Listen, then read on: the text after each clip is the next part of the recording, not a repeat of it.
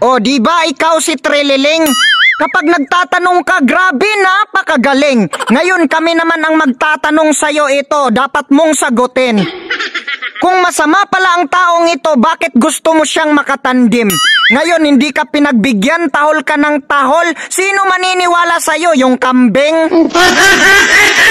Hindi na kami naniniwala sa kudita mo. Noon kalyado mo si Aquino. Yung binabayad sa'yo magkano? Ganyan din ang ginawa mo kay Gloria. Pagbibintangan na kurakot pero nasaan ang ebidensya? Pinapatalsik nyo siya. Ngayon ang pumalit isa ring walang konsensya. O nasaan ang independensya? Kung kaya palang sirain ng isang tao ang demokrasya.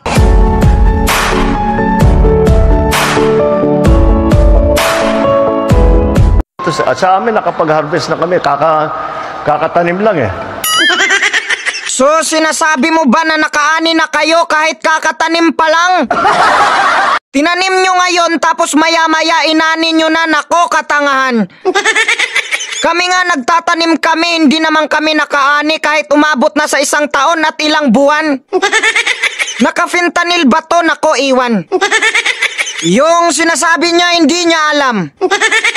Matino ba talaga to? Yan ang ating katanungan. Kasi tingin ko parang nagmana sa mga vlogger niya na puro katangahan. Yung live streamer ni BBM, ang kapal ng labi, parang baboy na puno ng kapangitan. Tapos sasabihin niya, intindihin na lang si Duterte kasi matanda na, wala na sa katinuan. Hoy, hinayupak na vlogger, mahiya ka naman. Si Duterte nga matalinaga magsalita, humanga pati mga kasundaluhan. Yung Pangulo mong bangag, yung sinasabi niya malayo sa katotohanan. Yung mga sinasabi niya mismo hindi niya maintindihan. Yung gagawin niya hindi niya alam. Yung mga nagdudruga ngayon pinapakita pa sa social media, lantaran. Bumalik na naman yung mga nakawan sa daan. Tapos nirep ang mga kababaihan. Yung nalulung sa droga tapos pinatay ang asawa, sa panahon niya yan. O ano ang ginawa niya, di ba wala siyang pakialam? Kaya kahit anong sabihin nyo, Duterte lang sa kalam. Tapos yung sundalong kanin, aso mo pala yan? Wow! Nakakainis naman. Pumunta sa Congress para magbintang. Hindi man lang kinuntimp nitong mga bubong congressman. Quadcom matalino daw pero mukhang bayaran. Nako, ang layo nyo mag-imbestiga kay Miriam. Pasalamat kayo, hindi ako party list ng Makata ng Bayan. Sasabihin ko talaga sa inyo, Mr. Chair, ang nais natin dito ay katotohanan. Pero hindi natin yan makakamit kung hindi patas ang mga katanungan.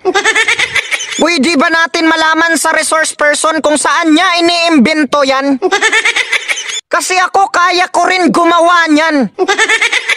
Kung hindi naman yan galing sa bangko, so paano mo yan papatunayan? Bubong Quadcom, pinapasalita lang ang magdalo para manira ng pangalan. Kapag naglabas ng peking ebidensya ang resource person, wala man lang katanungan. So paano natin maklarify ang katotohanan? Yung hearing nyo parang nagbablog lang. Kapag kaming mga vlogger ang nagsasalita, tanggal ang inyong kayabangan. Sinasabi ng resource person, drug lord ang pamilya na yan. Wala man lang nagtanong, pwede mo bang ibigay ang ebidensya para mapatunayan? Hindi ito hearing, ito ay chismisan. Napakabubo ng ating mga congressman. Kung ako lang si General Luna, pinagsasampal ko na yan. Tapos pinipilit magpirma ng waiver. Tanga ka ba, Mr. Barber? Uminom ka na lang ng beer kasi mukha ka pang may hangover. Yung sinasabi mo, sos, na over.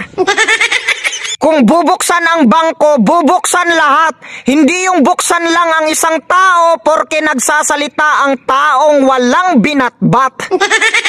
Tapos sasabihin ng mga bobo, pirmahan mo na lang ang waiver kung wala kang tinatago. Putang ina, kahit abogado pa ang tanungin mo, yung nag-aakusa dapat ang magpapatunay.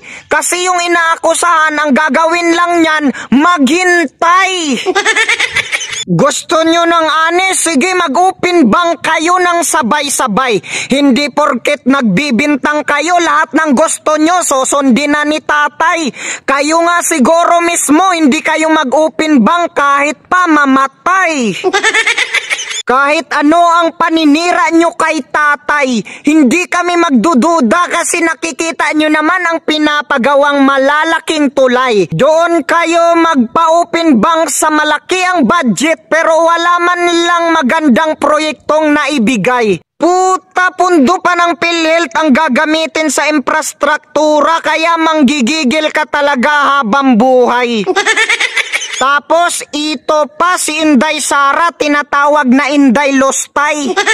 Kasi nga daw yung confidential funds hindi niya mahimay-himay. Kaya nga tinatawag na confidential funds and intelligence funds kasi sekreto yan. Ginagamit ang pundo na yan para kumuha ng intel para malaman ang kasabwat ng congressman. Kung sino-sino itong mga nagkikidnap ng mga kabataan. Tapos itong mga vlogger gustong i-explain ang confidential funds. Saan ka makakita ng intel na i-reveal?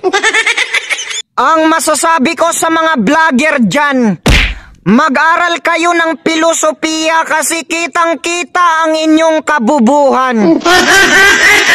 Tsaka nga pala, binanatan ka ni Noli De Castro. Wala ka daw isang salita. Bakit daw? Sinabi mo, sasayang ka ng waiver, tapos kinukontra mo. Kaya binira ko siya. Oy, sabi ko, Noli, ikaw ang pinaka-inutil na vice presidente ng bansa eh. Magsasalita ka na hindi mo alam. Alam mo ba kako na yung waiver ni Presidente Duterte? Matagal niya nang ginawa yun. Nung 2016 pa, kinover mo pa nga kako ko. Di ba nagbigay ka ng waiver? Tanda mo yung waiver? Kaya lang hindi ka ako nirelease kasi joint account. Yung isa, anak niya. Kaya yung bangko, hindi nirelease. Pero sa totoo lang, pinarelease niya pa rin. Ang laman ng kanyang bangko ay 15 or 16,000 pesos lamang. Kung sa tingin ninyo na may violate na batas yung isa ninyong resource person, bakit hindi ninyo sinight in contempt? Bakit yung mga bisita ninyo, yung resource person ninyo, hindi nyo gusto yung sagot dahil ayaw tumugon? Base sa inaantay ninyong tugon, kino-contempt ninyo. Bakit yung di umanong nagpresenta ng dubious, fake o spurious bank record, hindi nyo sinight in contempt?